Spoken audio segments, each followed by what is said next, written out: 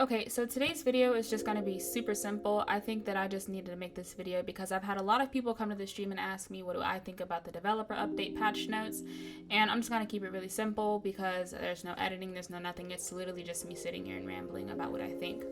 So first of all, I think I want to say they did a massive overhaul to a lot of the stuff here, and I'm very happy. The grind definitely needed to be reduced. Even as a content creator, I find it a little overwhelming sometimes to be able to, grind and get to the appropriate amount of, prestige, as well as stacking items and offerings on my survivors, because I pretty much play a large majority of the survivors, but this greatly reduces it. And if it helps me, I definitely know it helps people that also work ordinary jobs and then come home and play DBD as well. So yeah, cutting it by 75% just about is fantastic. I think that unlocking the perks the way that you have it now is a little bit tedious as well. So again, changing this is fantastic. And yeah, no more resets. So this means you keep all of your items, add-ons, offerings, and everything else. There are definitely some items that I started out with that were limited edition, but I did not have my character prestige at the time. But I did just let it go, and in the process I did lose those items, but people do not have to worry about that anymore, and I'm very happy as well. I'm not necessarily thrilled about the extended prestige though. I mean, it's there, but I mean, it's okay, I guess. Shrine of Secrets also great, and then I think that everything else is fantastic as well. The matchmaking incentives, that's fantastic too. I think that this means that a lot of people will step out of their comfort zone, and it is like Overwatch's system where it gives you an incentive as well.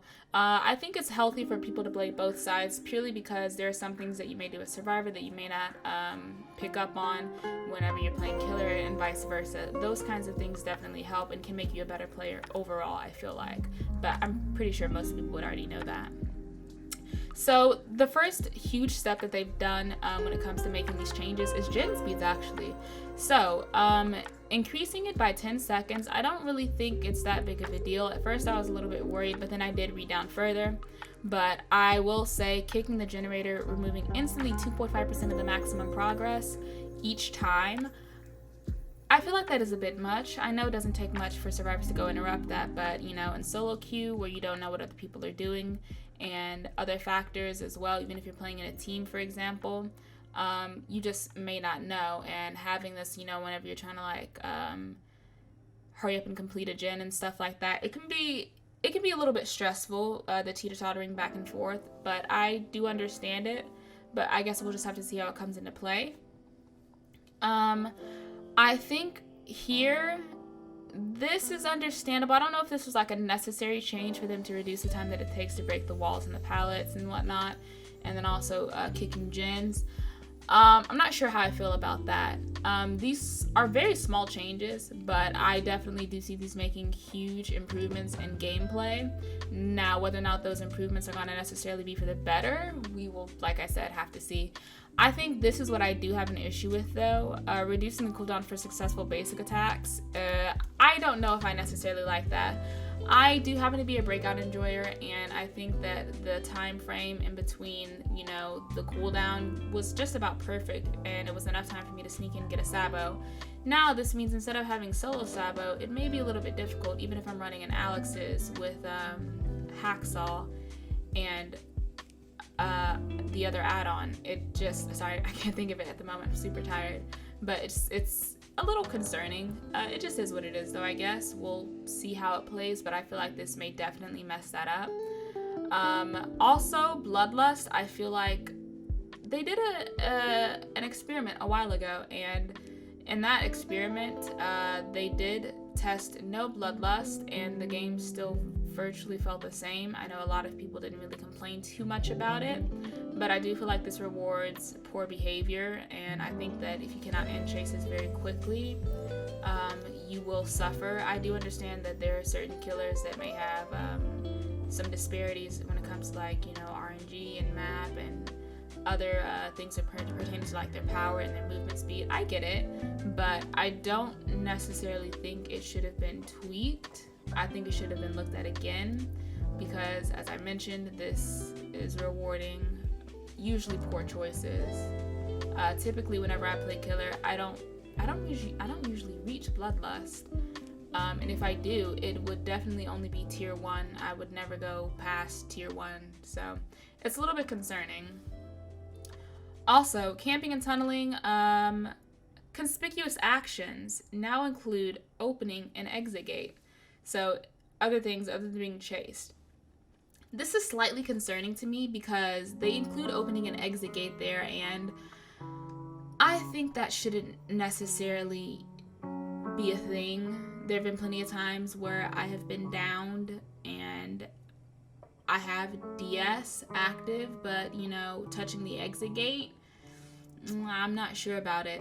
I do think base kit BT though is fantastic. I think this is something that would super help in endgame, but again, I don't know necessarily if this will hold up because killers do body block for BT and BT is much longer than that. So 5 seconds. And then for the meta perk changes, I'll just be super quick on what I think on all of these. So for barbecue and chili, I think this is perfectly fine because, yeah, they are additionally having more blood points work their way into the system. They've already reduced the grind, but I have noticed they have kind of been pushing out, blood point codes, more events, and, more opportunities for blood points to be gained overall. So I don't think I mind that. And I think, them not changing the aura aspect is also super good. The blood points was just a bonus, obviously. Ruin, I think, needed to be tweaked for a very long time. Of course, I know hex totems, they are the most powerful thing for killers usually, and that's the reason why they're destroyable because, it is super powerful.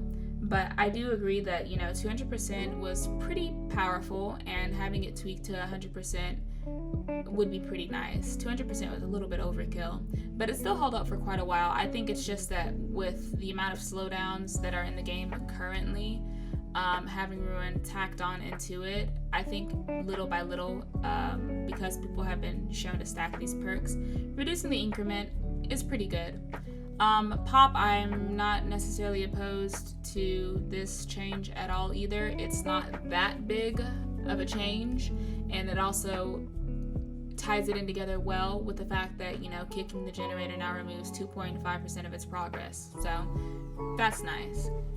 Corrupt, I would say this is a good change in theory, but I feel like with the way that some killers are, sometimes some killers are definitely not viable on certain maps, and some killers are setup killers like Trapper and Hag, and so I feel like this really does hurt them.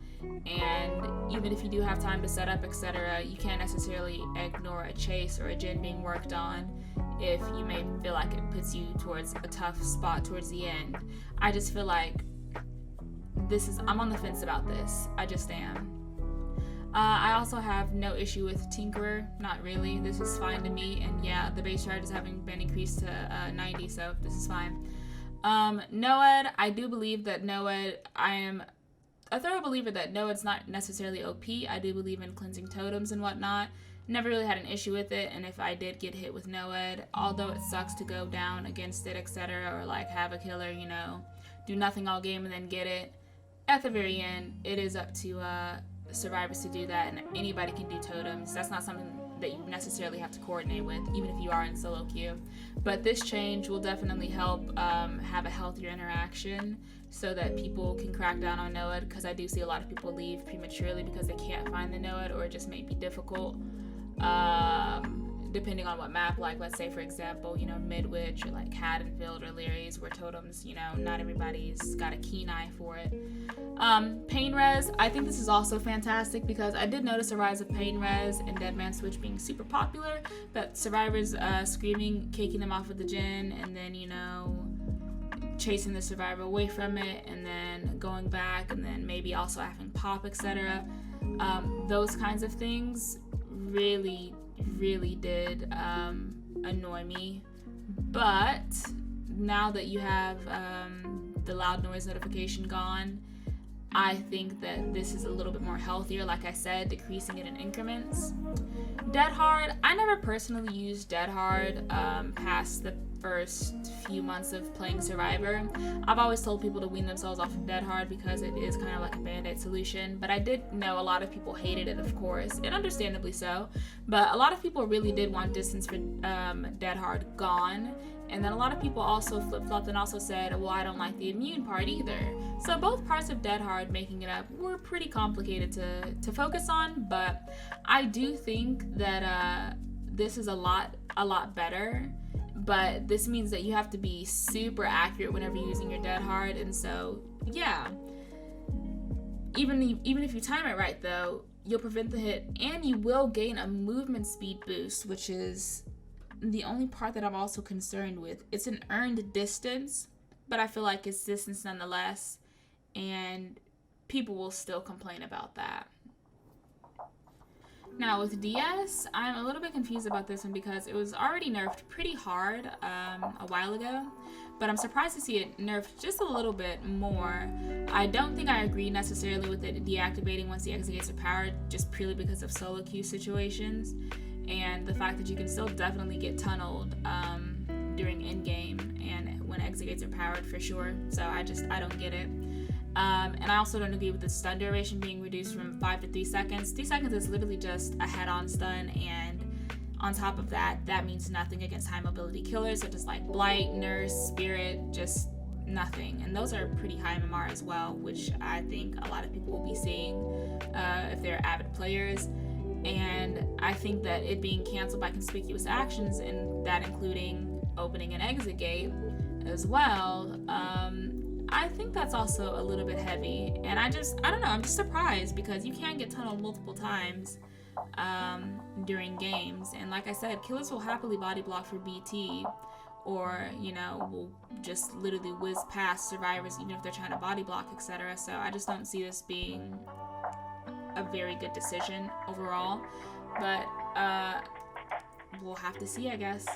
Borrowed time, I think this is also fantastic because let's say, yeah, killers typically would body block, but you know, having it do that extra 2 seconds is pretty nice. I just, again, I don't know how I feel about the conspicuous actions. It's a little weird. There have been plenty of times where I've been opening the exit gate and I've got BT on me still, and that's been an issue.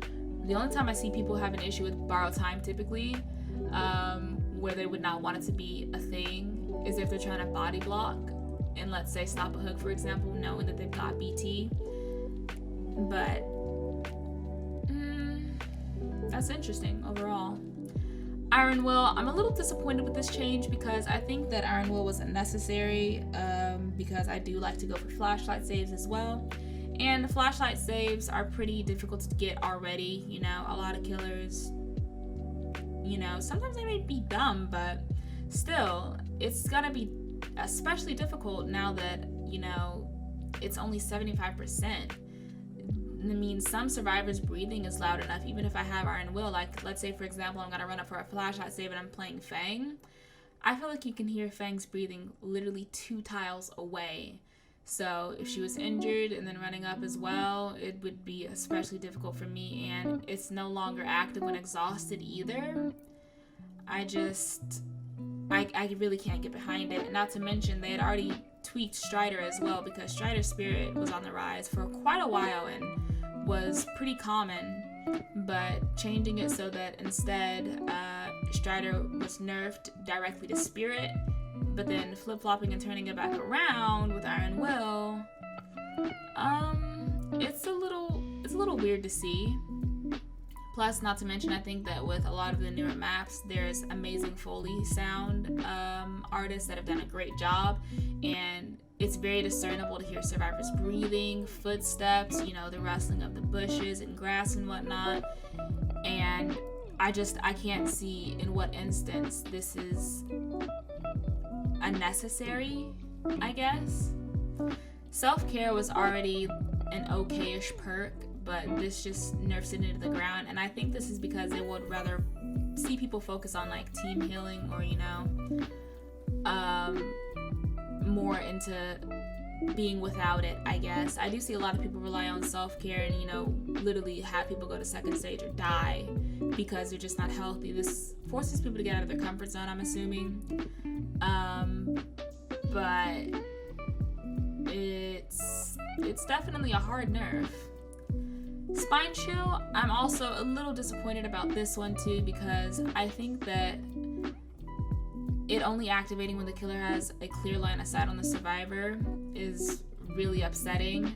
You know, the action speed increasing ability was really good, especially when opening exit and vaults, but vaults have been done away with entirely, and the clear line of sight means that newer survivors and also hard of hearing and or deaf people have received this as a hard nerf as well. So I do understand, you know, when they want to make sure that they actually play into the stealth aspect, but it's only really newer survivors that are typically using it for that ability where they're trying to hide away from the killer. But it's not like it tells you what direction the killer's coming from entirely, just the killer is looking in your direction from somewhere. And it just makes it a little awkward. It just really nerfs Spine Chill pretty hard. So some non-meta perk changes, some killer perk buffs. I think Overcharge definitely deserve to receive a little bit of love. I'm interested to see the perk combos. This isn't necessarily too bad because it's literally just a tap away, and it is like, you know, the waste of time kicking it. But I could see this being comboed with Dragon's Grip or possibly Call of Brine and making the Gen Regression go crazy. Eruption, I think Eruption like fell off pretty badly, and I think this makes it a lot better now, so I'm not mad at it. Knockout, this is good for certain builds and whatnot, and I don't think I have any problems with this, really. The only thing that I really don't like about Knockout, though, is like the weird underwater sound effect. I absolutely hate that, but that's okay or whatever. Colorophobia, I think this is an interesting niche change. Increasing the speed skill checks makes it a little bit more risky. And then on top of that, if the killer has sloppy Colorophobia, this would be pretty interesting. I like it. It changes it. Dark Devotion, that's pretty good as well. Jolt, I don't like the name Jolt. We're just gonna call it Surge. I think Surge deserved to have a buff for quite a while, and I think that it's easily one of my favorite Gen Regression perks, and the cooldown being removed was pretty nice. I think that Surge Infectious would be fantastic. I'm actually thinking about it now. I just wish that it would proc on M2s as well, like M2 downs, I mean. But I think that combo would be fantastic if it was like with M2s. I just feel like when I play Huntress and I see like a group of survivors that have flashlights, especially the Infectious, and then immediately being able to knock a couple of them down and then push Jen's the regression rate like down, that's fantastic. But maybe they might change from the PTB. The Pursuer, I think adding the additional duration of all aura reading effects by 2 seconds is fantastic. I have no problem with that, and this makes it a lot better as well for, you know, some big maps. Gift of Pain was also, like they said, shipped with safe numbers, so the action speed penalty I'm not mad at. Thana is a little annoying to go with, but especially on a Plague or a Legion where you are typically in a constant state of injured, ooh, that can be pretty rough. But with healing being a meta in Dead by Daylight, maybe this won't be so bad. Maybe. But typically as Survivor, I do not run boons, and I don't typically care about healing itself. But if there's Thana involved, it does make the game super boring.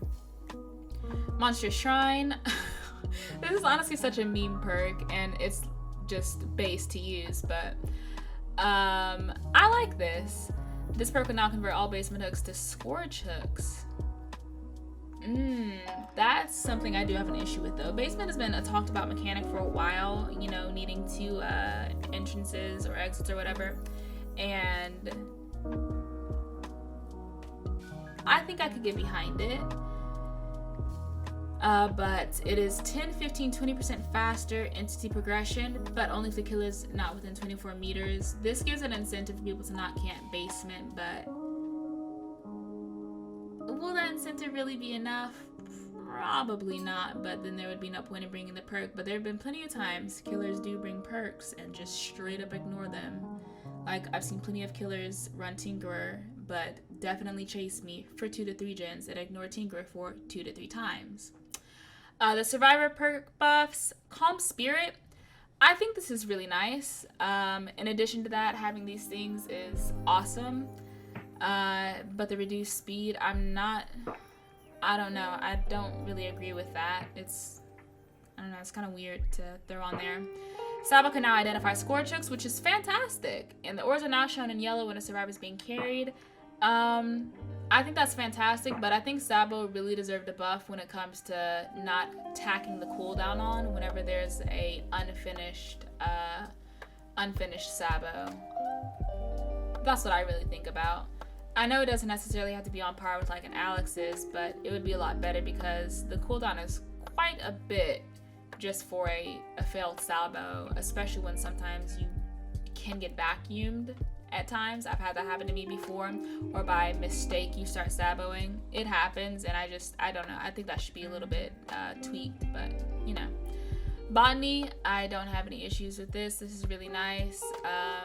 Again, healing meta is on the rise in DBD, and hopefully we can see something come out of that. Off the record, gaining the endurance status effect for 60, 70, 80 seconds is actually insane. I don't know what to say about that. We'll have to see it in action, but it is lost upon performing the conspicuous action, so I don't know if I have an issue with that. But this itself might be better than other perks for anti-tunnel, really. So off the record meta. Lucky Break, I think, is also fantastic. Giving a way for survivors to do anything when it comes to recharging their perks is really great, and it's really interactive, and it makes the game a lot less stale. So yeah, each second spent healing another survivor increases Lucky Break's duration by 1 second, so yeah, I'm fine with that. Pharmacy, this was the buff that was needed, and I like it, instead of it just being a one-time thing. Soul Survivor, again, more of like a meme perk, but these effects being increased, it's pretty nice. Distortion, I'm super excited about. Distortion has been one of my favorite perks to use in like my Pebble build for a very, very long time, but it's always bothered me because on the rise with aura reading perks like Lethal Pursuer, I noticed at the very start of the trial with only 3 or 4 tokens, like before they buffed it and then after, that one token did not help because Lethal would eat a lot of your tokens, as well as other aura reading perks like, let's say, Nurses, for example, Barbecue, and these are proccing at, you know, different times, and you may not know it or you may forget about it, and then again your tokens are just gone. So I've always thought that Distortion needed a way to gain tokens back because it's actually ridiculous how quickly they can go away. In addition to that, previously I kind of wanted Distortion to just not have its tokens consumed by the same perk multiple times. Like, let's say, for example, you start healing and a token gets taken away because of Distortion. Well, if it procs again later in the match, I don't really think it should take a token away because 1 token for 30 seconds is still quite a bit, and this means that you either have to throw or you have to be near the action at all times, which kind of defeats the purpose of the perk. I don't like that. Lightweight, I like that. I used to use lightweight a lot when I was a newer survivor, so maybe this is something that could be thrown in to newer survivors or just in general, like meme builds. I could probably use it for my Distortion Pebble build. I don't know. Deja Vu, 5% repair speed bonus to the reveal generators. That's nice. No One Left Behind, 7% movement speed bonus to any survivors you unhook. I like it. The perk now activates when the gates are powered rather than opened. Fantastic. Dark Sense, let's see. The next time the killer comes within 24 meters of you, the aura is revealed for 5, 7, 10 seconds. Dark Sense then deactivates. I don't know if I really like the change for that. I would rather know in that moment, but it's a whatever thing, I guess. It just makes it more niche. Tenacity, I think this is a great change as well because a lot of killers will pick up on that. I just wish Tenacity also included the blood trails as well. Blood trails are like a super major part of being able to find a survivor, and if they're slugged out and crawling, the blood trails can be pretty obvious at times, especially on certain maps. Hope is dope, and I think that having the duration removed was an awesome idea. Overzealous, you know, literally just came out, but they're already reworking it, which is pretty weird to see, but I do like it. So yeah, only now, right? Cleansing a totem grants you a repair speed bonus of 6, 7, 8%, and it's also doubled if you cleanse a hex totem. That's pretty good. I like that. Wiglif, again, I guess I understand them removing the bonus blood points aspect. I get it. But I will say I still miss it, and I remember I used to actually throw for this as well because I used to force my friends to go down by body blocking them, and then the killer downs them, and then I would flashlight save or pallet save or CJ if possible. Now I'm no longer going to be able to do that, which is kind of sad, but it's whatever. Let's see. Also, being able to give them the endurance status effect for 6 to 10 seconds when healing them from the dying state is pretty good. That's pretty good. That's basically it for those changes. I'm really excited about all of them. I'm excited to see them. I do feel like a lot of people were overreacting when it came to a lot of these changes. I've been seeing a lot of people say this is super killer sided or that it's super survivor sided with like base kit BT and whatnot. But people keep forgetting that, you know, these kinds of things do change the way metas play. And for a long time, people were very concerned about many changes when it came to DBD until they actually played them for themselves and they realized it's not so bad. One super huge example of this is actually Ruin. Old Ruin used to be, you know, hitting skill checks and whatnot. And when I first started the game, I was so awful at it. And even then, you know, tapping the gen to try to avoid skill checks, etc. was a strat, but it took forever. And it was super hard. But then they changed it, and then people automatically assumed that it was a huge nerf. But making it so that you didn't have to necessarily do anything except for just shoot the survivors off of the gen and then it would do the regression for you. That was way more of a buff than anything, but a lot of people still panicked over that because it's just change. And I know a lot of DBD players just seem to not like change, but all in all, this seems to make it so that gen regression slows down. You have to actually kind of think about what you're doing, even if it's in smaller increments. This also changes it so certain things are not necessarily just strong, but they're also just niche as well, meaning you can put them with a lot more other perks and create unique combos. So hopefully we stop seeing the same stale gameplay. So I get what they're going for, and I'm all here for it, and I'm excited for the PTB, which is about next week. And then you guys know typically after the PTB, like 3 weeks or so, that's when the update will go live. Who knows, they might make changes in between then, but I think the majority of the player base is going to be happy for this. It's been a while since they've done a huge overhaul of stuff like this. They did something similar last year when they were reworking, you know, killer's kits such as Spirit and Trapper. It was around September actually. And they also reduced, some of the concern, I'd say, about certain add-ons and whatnot from killers, because they did a huge overhaul of killers add-ons and other stuff. So I was excited then, and I'm excited now. I really do like that they're focusing on game health, but those are my thoughts about it. Hopefully this saved you some time. Again, rambling and all that, but thank you for watching, and I will see you guys in the next one. ボディチェックを受けた時にちょっと借りてきたんです。